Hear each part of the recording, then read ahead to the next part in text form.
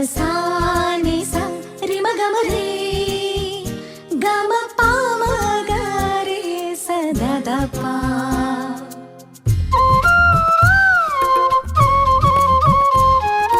புல்வெளி பெய்யும் சாரலை போல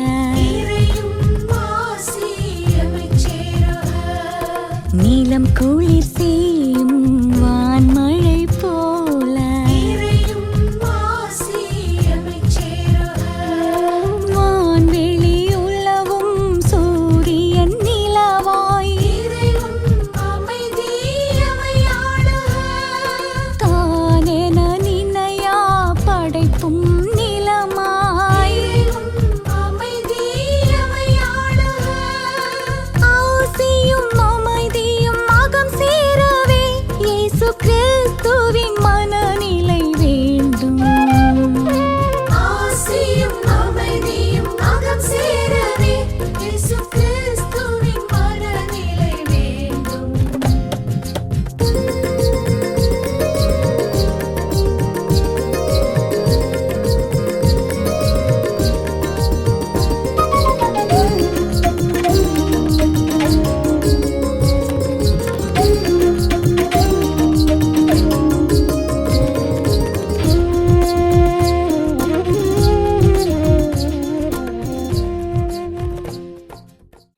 தந்தை மகன் தூய ஆவியாரின் பெயராலே ஆமேன். ஆண்டவரே இயேசு கிறிஸ்துவுக்குள் வாழுகின்ற அருமையான மரியா விஷன் நேயர்களே, அன்பர்களே, நண்பர்களே, ஆருயிர் பெற்றோர்களே, அனைவருக்கும் அன்பார்ந்த காலை வணக்கங்களை தெரிவித்துக் கொள்கிறேன். ஆண்டினுடைய பொதுக்காலம் 15வது ஞாயிற்றுக்கிழமை இறைவார்த்தை சிந்தனை ஜெபத்திற்காக உங்களை அழைப்பதில் மகிழ்ச்சி அடைகின்றேன். இன்றைய நாள் இனிய நாளாக இருக்க வேண்டும். இந்த நாளுக்காக நன்றி செலுத்துவோம்.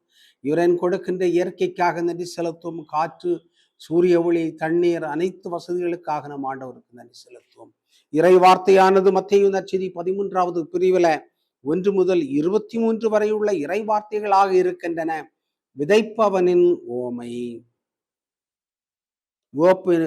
விதைப்பவனின் ஓமையை ஆண்டவர் சொல்லுகிறார். அக்காலத்தில் இயேசு வீட்டிற்கு வெளியே சென்று கடலோரத்தில் அமர்ந்தார். மக்கள் பெருந்திரளாய் ஒன்று கூடி வந்தனர். ஆகவே அவர் படகிலேறி அமர்ந்தார். திரண்டிருந்த மக்கள் அனைவரும் கடற்கரையில் நின்று கொண்டிருந்தார்கள். அவர் உவமைகள் வாயிலாக பலவற்றை குறித்து அவர்களோடு பேசினார். விதைப்பவர் ஒருவர் விதைக்க சென்றார். அவர் விதைக்கும் போது சில விதைகள் வழியோரம் விழுந்தன. பறவைகள் வந்து அவற்றை விழுங்கி விட்டன.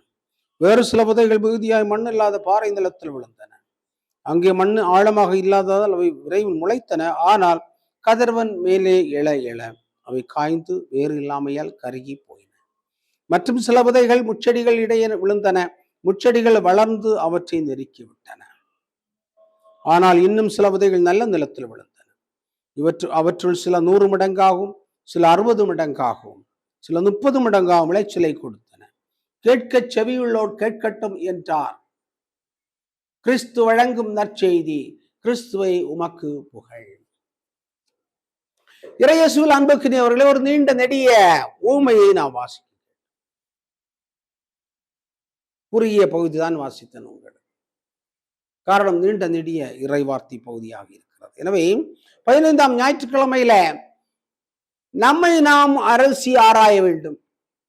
நாம் எத்தகைய நிலமாக இருக்கிறோம், நாம் எத்தகைய விதையாக இருக்கிறோம், நாம் எத்தகைய பலனை கொடுக்கிறோம். பல்வேறு மனநிலைகளை பற்றி இந்த ஓமையிலே ஆண்டவர் சொல்கிறார் என்று நாம் அடிக்கடி சிந்தித்திருக்கிறோம். உண்மைதான். பல்வேறு மனநிலைகள் பல்வேறு நிலைகளை குறிக்கக்கூடிய ஒன்றாக இருக்கிறது. ஒன்று வழியோரத்தில் விழுந்த விதை, வழியோரம். இன்னொன்று பாறை, பாறை நிலம். முச்செடிகள் வளர்கின்ற இடம், பாலை நிலம். நல்ல வயல், நல்ல பலனை கொடுக்கக்கூடியது. அதில் இன்னொரு வெரைட்டி இருக்கிற நல்ல நிலத்துல 30 மடங்காக கொடுக்கக்கூடிய நிலமாக இருக்கலாம், 60 மடங்கை கொடுக்கக்கூடிய நிலமாக இருக்கலாம், 100 மடங்கு கொடுக்கக்கூடிய நிலமாக இருக்கலாம். அப்ப ஏறக்குறைய 7 வகையான நிலங்களை ஆண்டவர் இந்த ஒரு சிறிய ஓமைக்குள் அடக்கி விடுகிறார். வாழ்க்கையில இப்படிப்பட்ட மக்களைத்தான் நாம் பார்க்கிறோம். நாமும் இதுல ஏதாவது ஒரு விதை விழுந்த ஒரு நிலமாக இருக்கலாம். நல்ல நிலமாக இருக்கிறோம் என்றால் ஒருவேளை 30ஆக இருக்கலாம், 60ஆக இருக்கலாம், 100ஆக இருக்கலாம். அதில் எத்தகைய பிரிவுக்குள் நாம் இருக்கிறோம் என்று சிந்தித்து பார்க்க வேண்டும். எனவே விதை என்று சொல்லக்கூடியது வீரியமுடையது தான். விதையை தேர்ந்தெடுத்துதான் விதைக்கின்றார்கள் விவசாயிகள். வீரியமுள்ள நல்ல பக்குவமான நல்ல பலன் கொடுக்கின்ற விதையாகத்தான் இருக்கும்.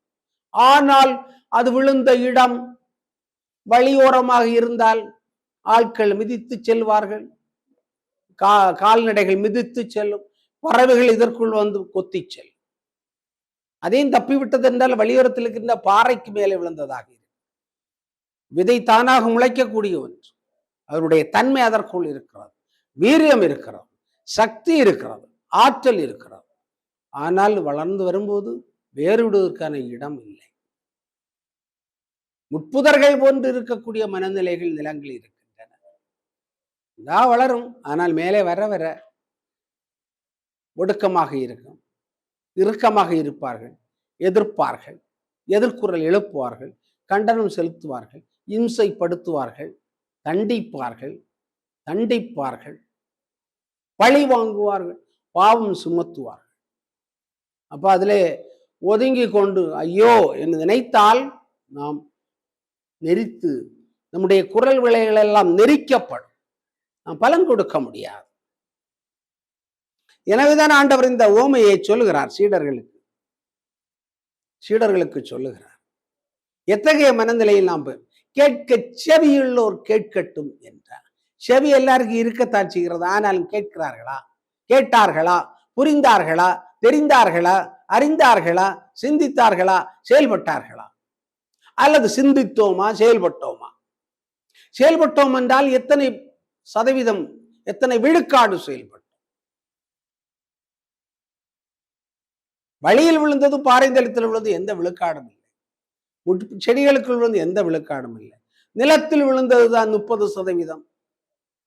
கடமைக்காக கோயிலுக்கு செல்வது, கடமைக்காக சில பணிக்குழுக்களில் இருப்பது, கடமைக்காக சில அமைப்புகளில் இருப்பது, செல்வது, வருவது, அறிக்கை எழுதுவது, கணக்கு எழுதுவது அடிப்படை 10%. அதற்கு மேல் வட்டாரத்திற்கு செல்வது, மறைமாட்டத்தில் 30% நிறுத்தி விடுவார்கள். ஆனால் இதையெல்லாம் தாண்டி, மறைமாவட்டம் தாண்டி, மாநிலம் தாண்டி, தேசிய அளவு தாண்டி, உலக அளவிற்கு தன்னுடைய திறமைகளை எடுத்துச் செல்லுகின்ற வீரியமிக்க, நம்பிக்கைக்குரிய, கடமை உணர்வுடைய, தியாக மனப்பான்மையுடைய மனிதர்களை இன்றும் நாம் பார்க்கின்றோம். அதைத்தான் ஆண்டவர் சொல்லுகிறார்.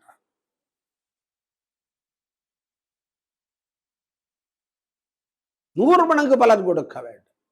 தாளந்தை பெற்றான் ஒருவன், ஒரு தாளந்தை பெற்றவன் அதை அழித்து விட்டான். 2 தாளந்தை பெற்றவன் 4 கொண்டு வந்தான், 4 கொண்டு வந்தான். அப்படி என்றால் 2க்கு மடங்கு என்றால் 100 மடங்கு. 5 பெற்றவன் 10 கொண்டு வந்தான், 100 மடங்கு. எனவேதான் ஆண்டவர் பாராட்டுகின்றார். இந்த ஒன்று இருக்கிறவன் இடத்துல தாளந்தை வாங்கி அவனுக்கு என்கின்றார். எனவே 100 மடங்கு நாம் எப்பொழுதும் உழைத்து கொண்டே இருக்க வேண்டும். அதுல கன்செஷன் கிடையாது, அதுல டிஸ்கவுண்ட் கிடையாது, அதுல தள்ளுபடி கிடையாது. நமக்கு கொடுக்கப்பட்டிருக்கின்ற திறமைகள் எல்லாம் ஆண்டவரால் கொடுக்கப்பட்டவை, 100% இலவசமாக கொடுக்கப்பட்டவை. இலவசமாக கொடுக்கப்பட்ட 100% திறமைகளை வாங்கி வைத்துக் கொண்டு அதில் டிஸ்கவுண்ட் காட்ட முடியாது. 100% உழைப்பை கொடுக்கின்ற பொழுதுதான் நாம் வெற்றிகளை காண முடியும். தெய்வத்தான ஆகாதது எனும் முயற்சிதன் மெய்வருத்த கூலி தரும். உலக கோப்பை கால்பந்து நடந்து கொண்டிருக்கிறார். மெஸ்ஸியை பற்றி சொல்வார்கள், ரொனால்டினோவை பற்றி சொல்வார்கள், இன்னும் ஈரானை பற்றி சொல்கிறார்கள். அது வந்துவிட்டது. ஜப்பானோடு மோதி 2க்கு 2 கோல் அடித்து சமமாக்கியது சொல்லுகிறார்கள். இதனுடைய பின்னால் இருக்கின்ற கடினமான உழைப்பு, கடினமான தியாகம், கடுமையான கட்டுப்பாடு, இவைகளை வைத்துத்தான் அவர்கள் வருகின்றனர். அதுபோன்று சமூகத்திலே, பொருளாதாரத்திலே, கல்வியிலே சிறந்து விளங்கக்கூடியவர்களை நாம் பார்க்கின்றோம். அன்புக்கனி அவர்களே, எனவே கடவுள் நமக்கு கொடுத்திருக்கின்ற திறமைகளை 1 கண்டுபிடிக்க வேண்டும், 2 உணர வேண்டும், 3 நன்றியோடு ஆண்டவருக்கு திருப்பி பல மடங்காக அர்ப்பணிக்க வேண்டும். 100 மடங்காக அர்ப்பணிப்பதுதான் நல்ல சாட்சிய வாழ்வு. 100 மடங்கு பலன் கொடுப்போம், அதுதான் இன்றைய மைய சிந்தனை. 100 மடங்கு பலன் கொடுப்போம். எல்லாரும் ஒரே மாதிரியாக பலன் கொடுப்பதற்காக அழைக்கப்பட்டவர்கள் அல்ல. எல்லாருடைய திறமைகளும் ஒரே மாதிரியாக இருப்பதில்லை, ஒரே அளவாக இருப்பதில்லை. எனவே ஒரே அளவில் நாம் அளக்க முடியாது, ஒரே அளவையால் அளக்க முடியாது. கிராமத்திலே வளர்கின்ற மாணவ செல்வங்கள் அவர்களுக்கு ஏற்றவாறு தான் திறமைகளை கொண்டவர்களாக இருப்பார். நகரத்திலே வளர்ந்தவர்கள் அதற்கு ஏற்றவாறு பயங்கரமான திறமையும் ஆற்றலும் அறிவும் படைத்தவர்களாக இருப்பார்கள். பணபலம் படைத்தவர்கள் பல்வேறு வசதிகளை கொண்டு தங்களுடைய திறமைகளை வளர்த்தெடுப்பார்கள். இல்லாதவர்கள் அதற்கும் போராடிக்கொண்டே போராடுவார்கள்.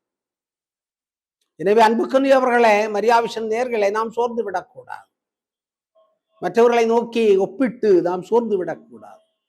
மற்றவர்களை நோக்கி ஒப்பிட்டு நாம் மனம் தளர்ந்து விடக்கூடாது. ஐயோ, எனக்கு நல்ல வாய்ப்பு இல்லையே, நல்ல சூழ்நிலை இல்லையே, நல்ல பெற்றோர் இல்லையே, நன்றாக படித்த பெற்றோர்கள் இல்லையே, ஆசிரியர் பெருமக்கள் இல்லையே, என்னுடைய பள்ளிக்கூடம் பகட்டாக இல்லையே. வேண்டவே வேண்டாம். உனக்குள் அந்த விதை இருக்கிறது. உனக்குள் இருப்பதை பயன்படுத்தி நீ வளர வேண்டும். எங்கு நடப்பட்டிருக்கிறாயோ அங்கு நீ பூத்து காய்த்து கரிய வேண்டும். Bloom where you are planted. Bloom where you are planted. இதுதான் இன்றைய மைய சிந்தனை. எனவே 100 மடங்கு பலன் கொடும். எங்கள் நல்ல தந்தை இறைவா, எங்களுக்கு அபரிமிதமான திறமைகளை, ஆற்றலை, சக்திகளை எல்லாம் கொடுத்திருக்கிறேன். இவற்றையெல்லாம் 100 மடங்கு இறையாட்சிக்காக நாங்கள் பயன்படுத்தி 100 மடங்கு பலனை கொடுத்து உம்மை மாட்சிப்படுத்த வேண்டுமாய் எங்கள் ஆண்டவரும் திருமகனுமாகிய இயேசு கிறிஸ்து வழியாக உம்மை பார்த்து மன்றாடுகிறோம். ஆம். தந்தை, மகன், தூய ஆவியாரின் பெயராலே ஆம்.